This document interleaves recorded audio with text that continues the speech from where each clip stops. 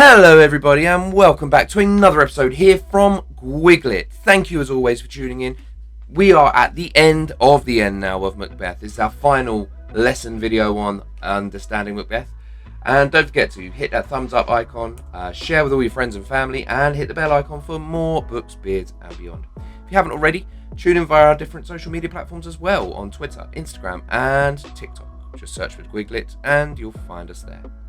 So how can you use this video today? Well, first of all, take notes, annotate your copy. Don't forget to annotate your copy of the text as I said. Use it as a revision tool. Use it alone or with classmates, entirely as you wish. Don't forget to use it also for mind maps, for example. You can use it to visualize your learning. And lastly, use it as a way of listing examples from the text as we see them here. Now, Act 5, Part 2, some key information on this very final part of the play. First of all, Macbeth begins the final part still full of confidence.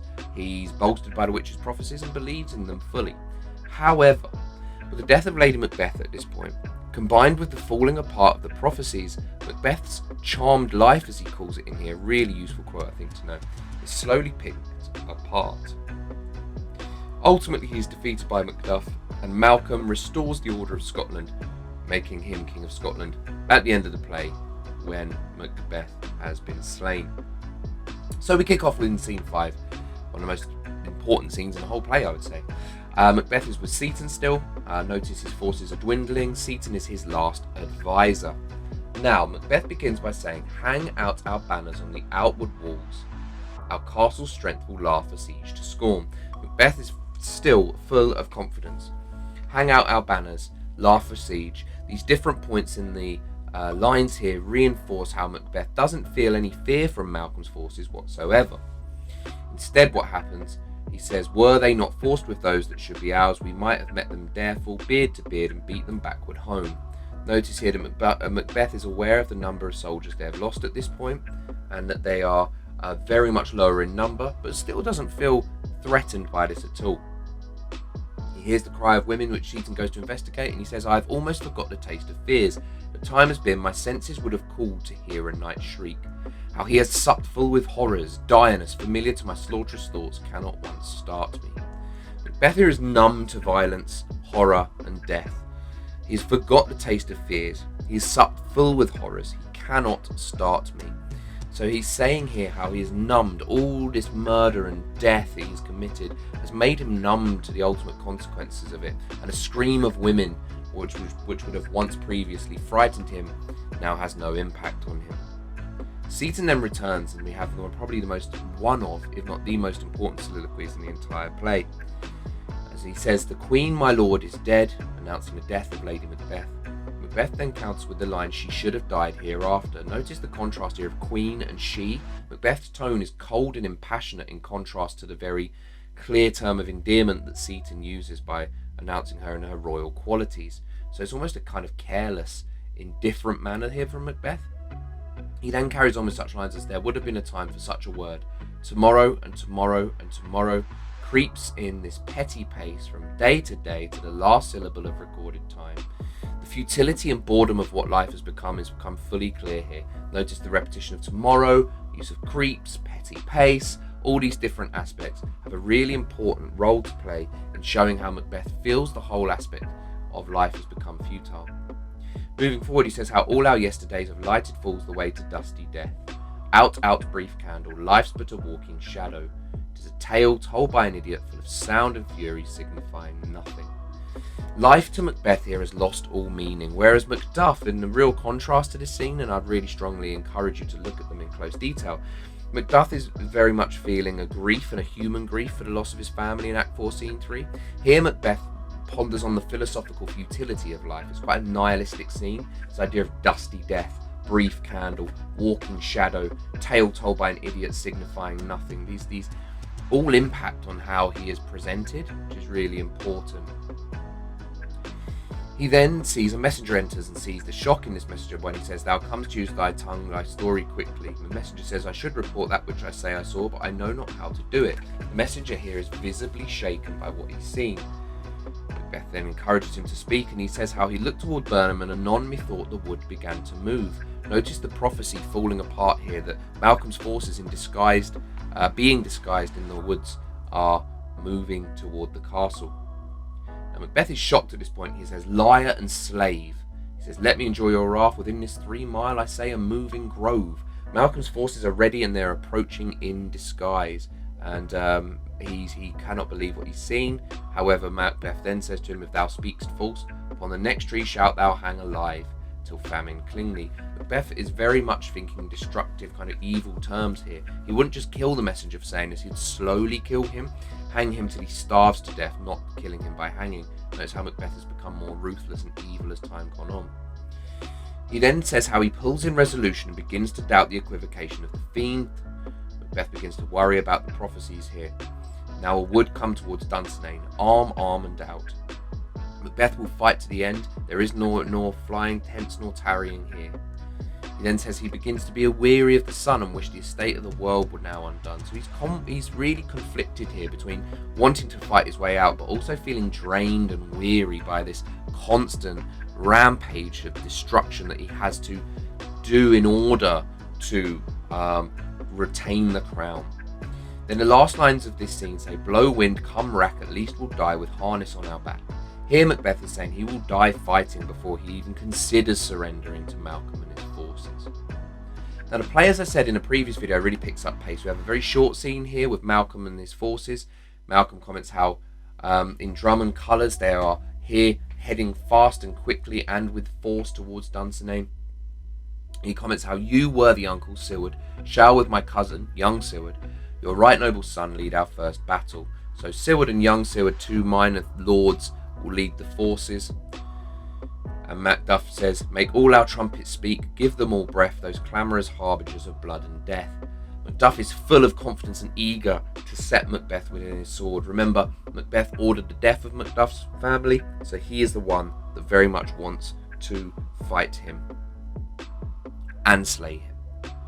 We'll then move on quickly on to scene 7. Macbeth's still he's now in another part of the field. Macbeth then says how "they have tied me to a stake, I cannot fly, but bear-like I must fight the course." Macbeth feels doomed, but he refuses to give in to this. He then takes real strength and solace in this final prophecy. "What's he that was not born of woman? Such a one am I to fear or none." Despite everything that's going on, Macbeth takes strength in the last of the prophecies. He still feels that he cannot be beaten by any man or woman born, as the witch has said, and it's because of this that he will still be king. Young Siward enters and asks him what his name is. He says, "Thou be afraid to hear it."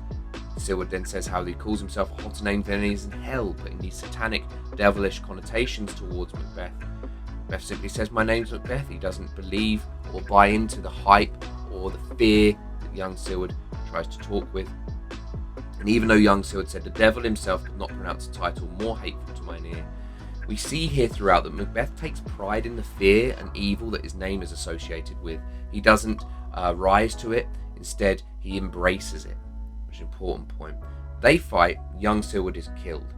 Now, at this point, Macbeth says, "Thou was born of woman, but swords I smile at, weapons laugh to scorn, brandished by man that's of a woman born." Macbeth is bolstered by the slaying of young Siward.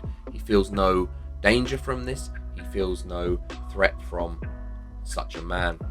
He leaves. Then Macduff enters. Macduff says, "Tyrant, show thy face. If thou beest slain, and with no stroke of mine, my wife and children's ghosts will haunt me still. Let me find him fortune." Macduff is desperate to find Macbeth and personally slay him. He has to do it for his own sake. That's what's really important. Siward then comments how the castle is gently rendered and asks Malcolm to enter the castle. We see here that Dunsinane falls without much of a fight at all. Really just is Macbeth here, and we see his downfall, which is really, really required for a tragedy, how it's fallen apart entirely for him. So we then are on to what in this edition is the final scene of the play. However, in some editions, in your copy for example, it may be that this is divided between the fight between Macduff and Macbeth and after the fight between Macduff and Macbeth. So just an important point to refer to. Macbeth begins this final scene that he is in, says, "Why should I play the Roman fool and die on mine own sword?"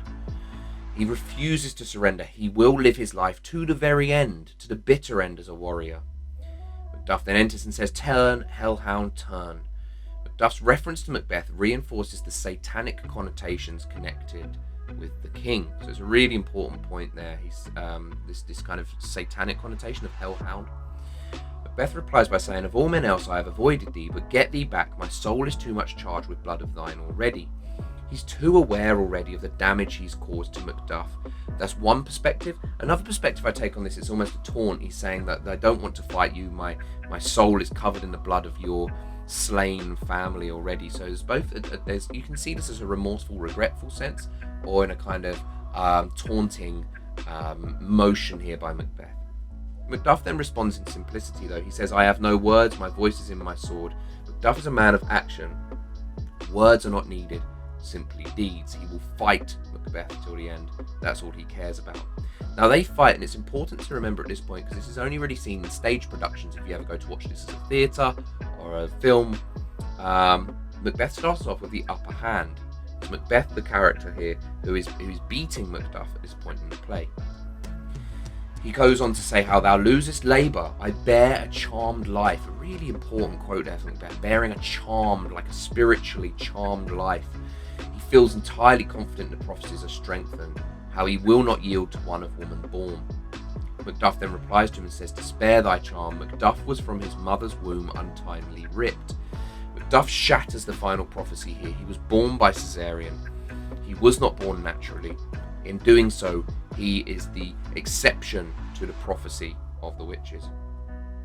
Macbeth says, "Accursed be that tongue that tells me so, for if cowed my better part of man." Notice how much it affects him. "Be these juggling fiends no more believed, I'll not fight with thee."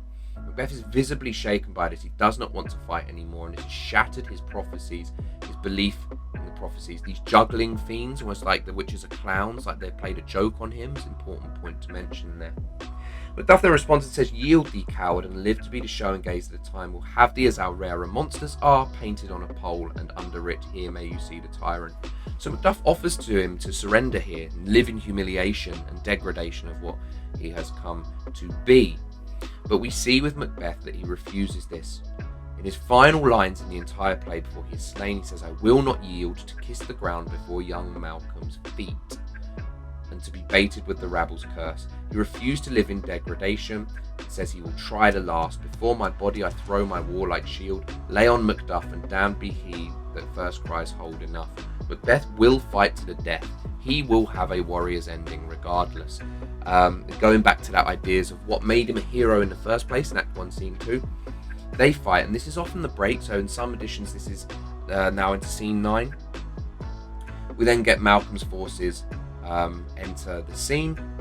Ross comments to Silward on how Silward's son paid a soldier's debt. He only lived but till he was a man, but like a man he died.